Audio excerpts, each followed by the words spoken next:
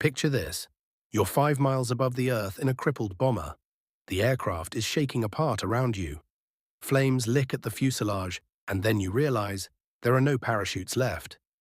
This is the nightmare scenario every World War II airman dreaded. But for several bomber crews during the war, this nightmare became reality. What happened next defies belief. Today we're going to explore one of the most incredible survival stories of World War II, and others like it, where bomber crews did the impossible. They survived falls from thousands of feet without parachutes. Before we dive into our main story, you need to understand the aircraft at the center of it all. The B-17 Flying Fortress. The B-17 was America's workhorse bomber during World War II. With 4 massive engines, a wingspan of over 100 feet, and bristling with machine guns, it was designed to fly deep into enemy territory, drop its payload, and fight its way home. But despite its nickname, the Flying Fortress was far from invincible. German fighters and anti-aircraft fire, called flak, shredded these bombers by the thousands. Crews faced a terrifying reality. In 1943, the odds of surviving a full tour of 25 missions over Europe were less than 1 in 4. When a B-17 went down, the crew had one option: bail out. Each man carried a parachute, their only lifeline between the sky and certain death. But parachutes could malfunction, they could be destroyed by fire or shrapnel. And in the chaos of a disintegrating aircraft, men didn't always reach them in time. Now let me tell you about a B-17 with a reputation. In the Pacific Theater, there was an aircraft known as Old 666.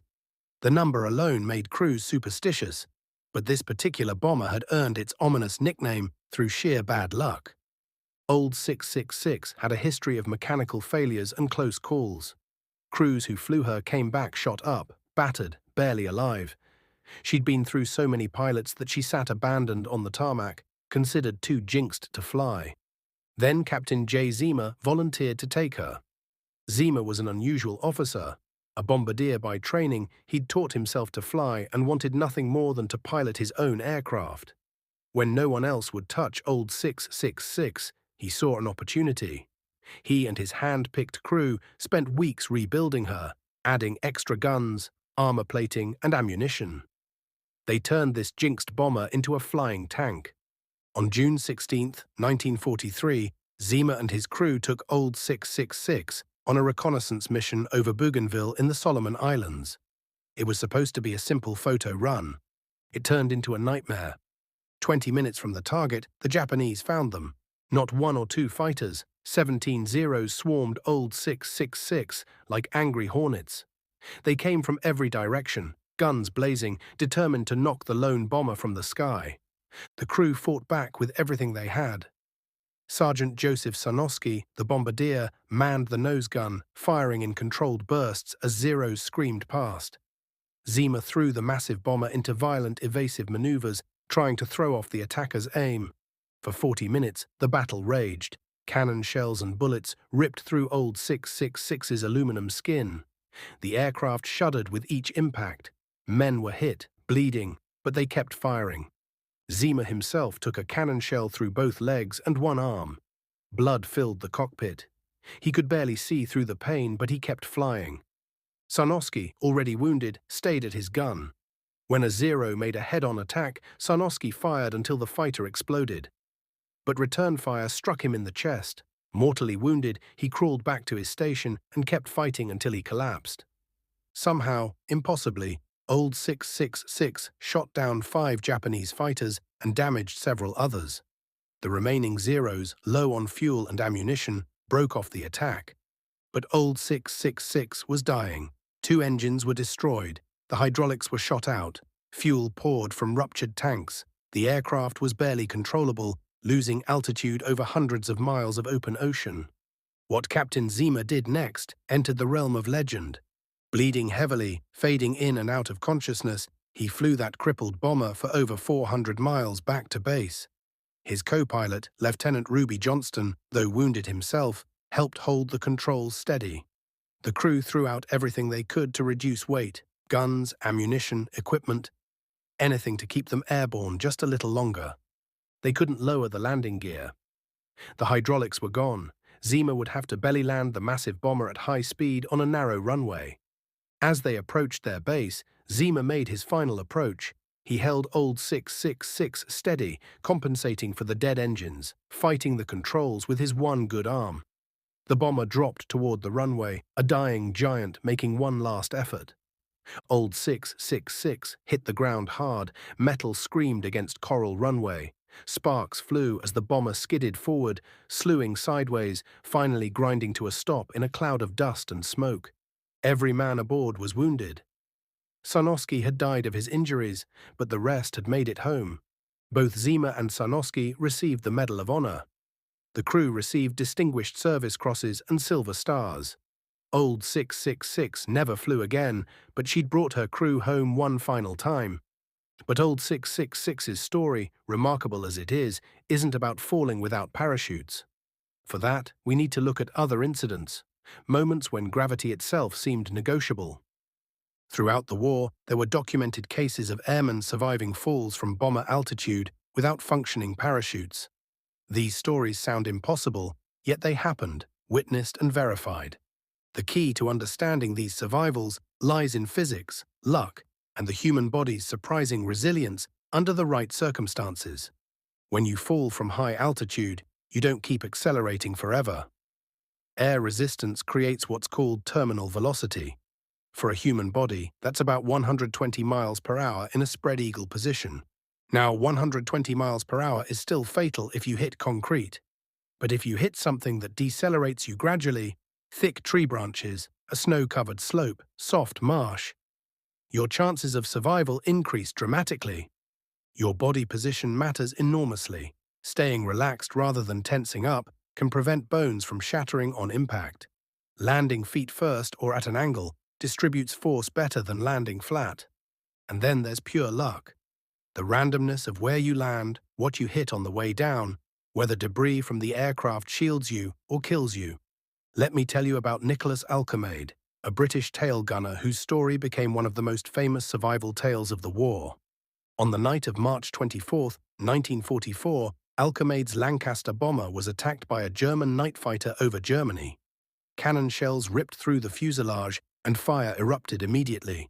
The aircraft entered a death spiral, breaking apart as it fell. Alcomade, trapped in the tail turret, fought to escape. When he finally pulled himself free and reached for his parachute, he found it engulfed in flames, completely useless. He faced an impossible choice: burn to death in the disintegrating aircraft or jump without a parachute and die on impact. He chose the latter. At least it would be quick. Alcomade jumped from 18,000 feet. He doesn't remember much of the fall, the freezing air, the sensation of tumbling, the certainty of death. And then, nothing. Alcomade woke up in snow, confused, in pain, but alive. He'd crashed through pine trees which broke his fall, then landed in a thick snowdrift. The combination of branches slowing his descent and soft snow cushioning the final impact had saved his life. He'd fallen 3.5 miles and survived with only a sprained leg and minor injuries. The Germans captured him and didn't believe his story. They interrogated him repeatedly, certain he must be a spy who parachuted in and invented this tall tale. Only after they found the wreckage of his Lancaster, complete with his burned parachute still in the turret, did they accept the truth. Alcomade spent the rest of the war as a prisoner, but he went home alive. After the war, he became something of a celebrity, joining the Caterpillar Club, an informal association of people who survived aircraft emergencies. His story inspired countless others who faced desperate situations. Then there's the story of Staff Sergeant Alan McGee, an American ball turret gunner on a B-17 Flying Fortress. On January 3, 1943, McGee's bomber was on a mission over France when German fighters attacked. The B-17 took devastating hits. McGee, crammed into the tiny ball turret beneath the fuselage, was wounded by shrapnel. The order came to bail out. McGee tried to escape the turret, but it was jammed. He kicked and pulled desperately as the bomber began to break apart. Finally, the turret gave way, but as McGee tumbled free, his parachute snagged on the shattered aircraft. Before he could untangle it, he was ripped away from the plane, falling free at 22,000 feet. His parachute was gone, torn away in the slipstream. Conscious during the fall, Maggi watched the ground rush up to meet him. Maggi crashed through the glass roof of the Saint-Nazaire railway station in France. The glass roof, rather than solid concrete, was his salvation. It shattered on impact, slowing him down just enough.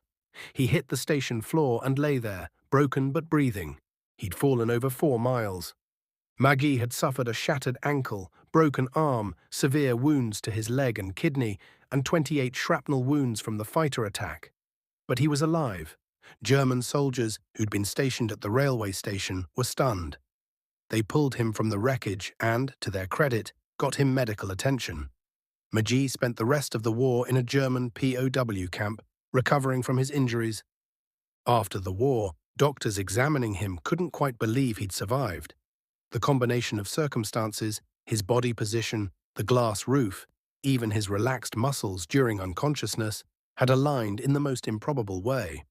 These stories raise an obvious question. How is this possible?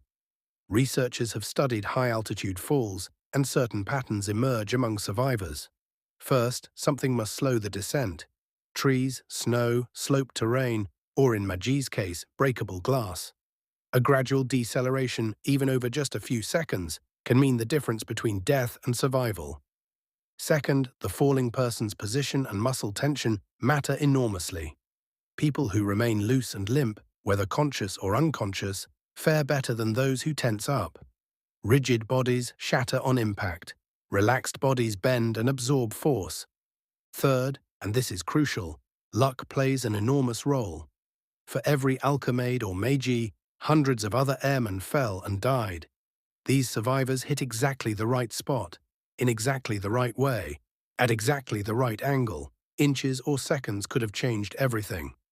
But perhaps the most remarkable thing about these stories isn't the fall itself, it's what happened afterward.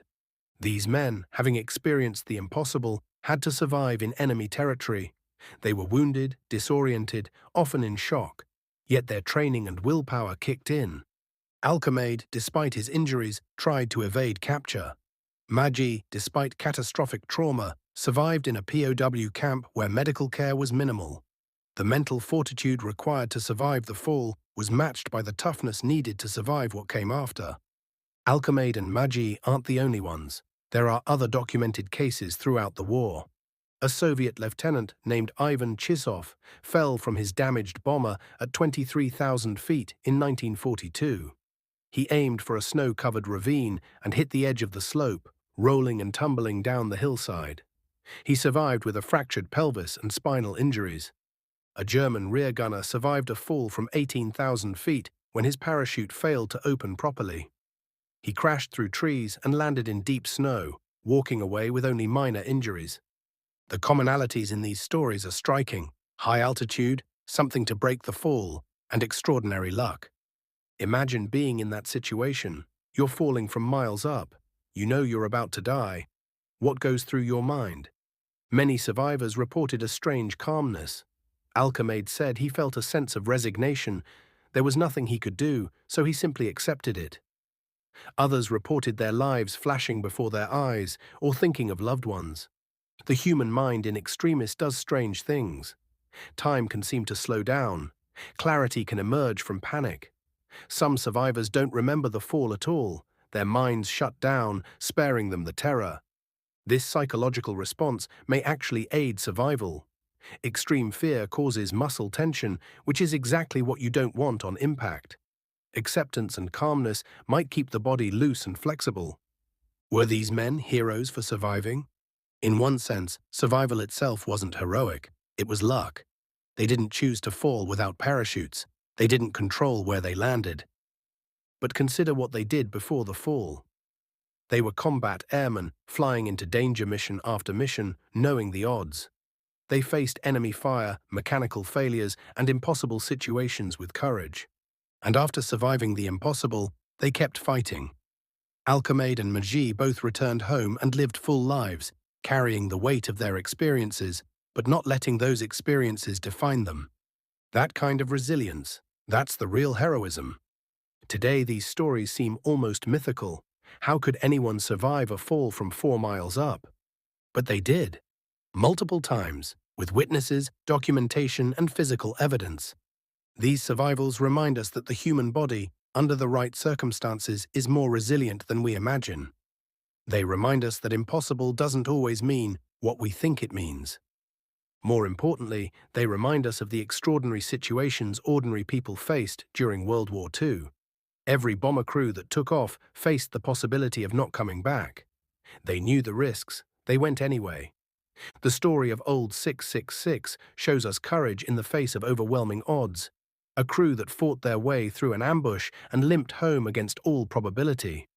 The stories of Alchemaid, Magi, and others show us something different.